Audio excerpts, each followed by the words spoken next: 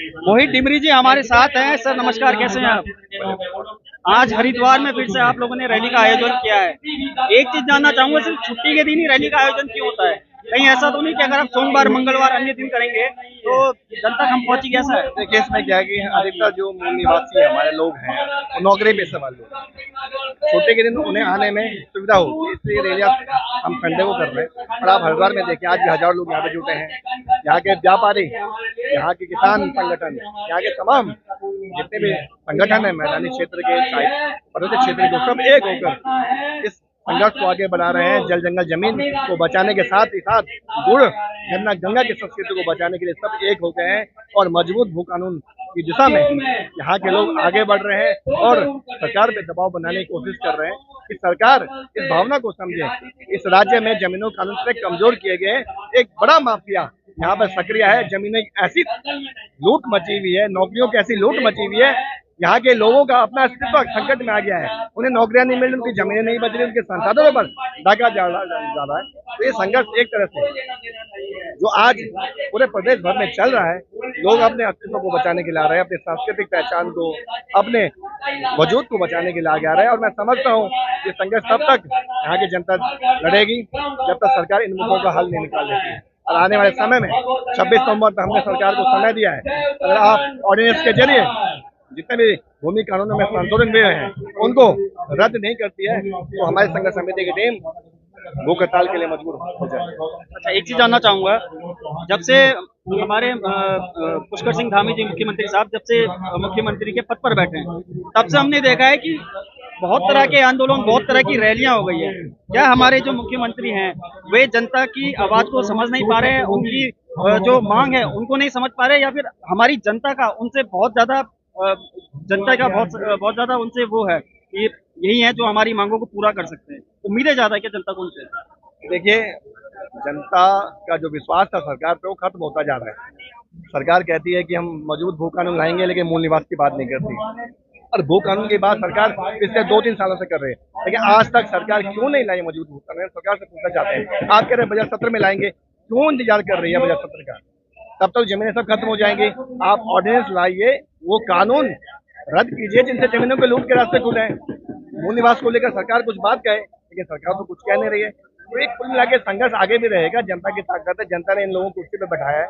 जनता एक दिन इनको भी कुर्सी से हटा सकती है, खदेड़ सकती है। तो जनता की ताकत के आगे कोई भी सरकार नहीं टिक सकती है। आज हजारों लोग आए हैं, कल लाखों लोग आएंगे। अपने उत्तराखंड को बचाने का संघर्ष है, अभी एक ऊपर लड़ रहे हैं। आज आप लोग भी यहाँ पहुंचे हरिद्वार। भू कानून में, भू कानून जो संघर्ष समिति है उसको स्वराज सेवा दल का पुरजोर समर्थन है, तन मन धन से सहयोग है। आज जो हमारे जो भू कानून संघर्ष समिति के को तोड़ने का पिछली बार कुछ दलों ने, संगठनों ने कोशिश करी थी, सरकार के वो नुमाइंदे थे, उन्होंने मूल निवास भू कानून के मुद्दे को भटकाने का जो प्रयास करा ये बेहद निंदनीय था। एक संघर्ष समिति ने जब से आंदोलन शुरू करा है, एक समिति ने, तो तब से जो है क्या नाम कहते हैं, लगातार इन्हीं के बैनर पर चलना चाहिए था। लेकिन फिर भी अब हम मूल निवास भू कानून के लिए तन मन धन से अपने मोहित डिमरी के साथ भू कानून संघर्ष समिति के साथ खड़े। और जो हमारे यहाँ की जमीनों को बाहर से लोग आकर के, सहारनपुर के लोग या तमाम हरियाणा के लोग, अन्य प्रदेशों को लोग फर्जी प्रपत्रों को बनाकर यहाँ पर उत्तराखंड को दबाने के लिए जबरन कब्जा जो कराने की प्रथा हो रही है, इसको भी रोकना है।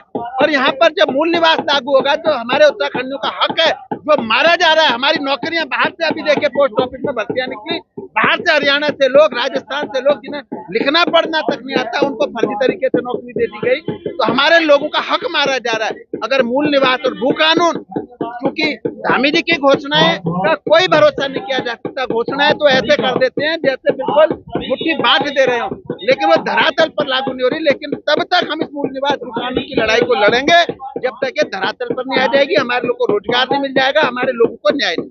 अच्छा, एक बात जानना चाहूंगा, यहाँ इतनी बड़ी जनसंख्या में यहाँ पे पूरी जनता पहुंची हुई है और ये वही जनता है जो विधायक भी चुनती है, सांसद भी चुनती है, प्रधान भी चुनती है, लेकिन वही जनप्रतिनिधि यहाँ मौजूद नहीं है। कांग्रेस और भाजपा चोर चोर मौसेरे भाई, उन्होंने इस रैली को सब लोगों ने मिलकर केवल जो तरीके से पिछली बार अन्य संगठनों को आगे करके फेल करने की कोशिश करी, वो कभी नहीं चाहते हैं मूल निवास और भू कानून यहाँ पर लागू। लेकिन जनता जनार्दन है, जनता भगवान है।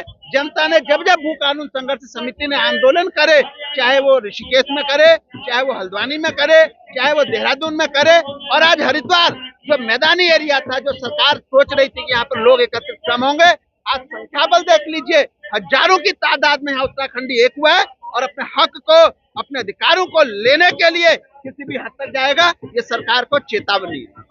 एक आखिरी चीज मैं आपसे जानना चाहूंगा, हमारे उत्तराखंड में बहुत से बाहरी राज्यों के लोग कई सालों से रह रहे हैं, कोई व्यापार करता है, कोई नौकरी बड़े बड़े पद पर है, उनको कहीं ना कहीं ऐसा लगता है मनी मन की जब भी मूल निवास भू कानून जब लागू होगा तो हम लोग को यहाँ से बाहर कर दिया जाएगा। इस पर कितनी सच्चाई है? किसी को क्या लगता है इसकी हमें कोई परवाह नहीं।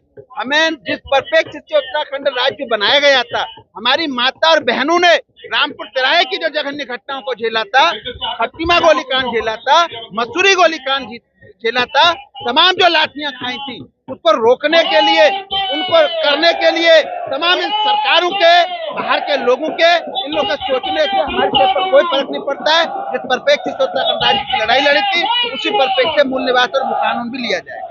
धन्यवाद आपका जुड़ने के लिए।